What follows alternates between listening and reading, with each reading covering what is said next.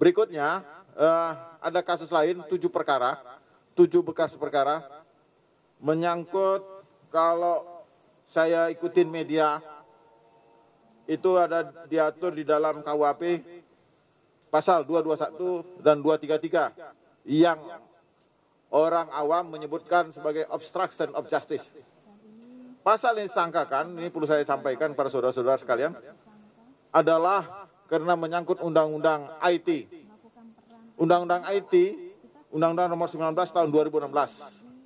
Khususnya pasal 32 dan 33 Jungto 48 dan Jungto 49 Undang-Undang IT tersebut. Kenapa? Dan ini karena yang dirusak adalah barang elektronik, bukti elektronik, sehingga kami menyangkakan berdasarkan petunjuk jaksa kepada penyidik dan penyidik memenuhinya, sehingga yang dipersangkakan nanti yang terberat primer adalah Undang-Undang IT, dan berikutnya kami juga menyangkakan subsidiar undang-undang yang diatur dalam KUHP. Dan perkara seperti ini, perlu saya sampaikan para kawan-kawan, menghalangi proses penyidikan atau merusak barang bukti. Kami telah terbiasa melakukan penyidikan sebagaimana dilakukan di Jampisus, yang menghalangi penyidikan ditentukan pasal 21 Undang-Undang Tindak Pidana Korupsi. Jadi bagi kami hal ini hal biasa, dan kami sudah banyak menangani perkara-perkara seperti ini. Dan ini juga berdasarkan laporan Direktur Keamanan Negara dan Ketertiban Umum dan tindak pidana umum lainnya, perkara ini telah memenuhi syarat formil dan material, sehingga berkas perkara juga sudah kami nyatakan lengkap. Formulirnya P21.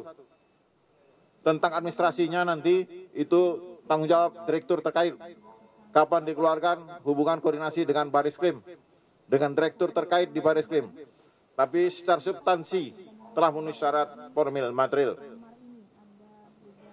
Tahap 2 sudah terjadwal.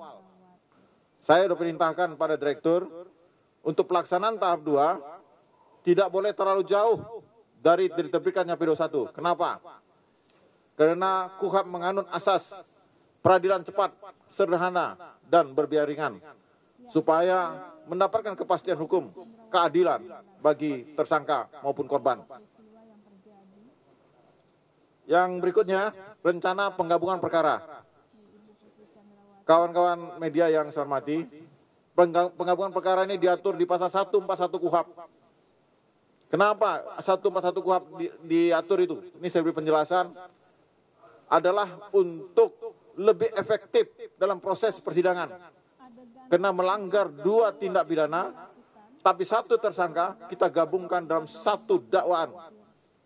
Pertama dan kedua, kumulatif. Ya, konkursus realis. Jadi 2 tindak pidana saya gabungkan pakai dan, berarti 2 tindak pidana. Jadi konkursus, dalam teori hukum pidana disebut konkursus realis. Itu menyangkut 2 perkara yang menarik perhatian masyarakat.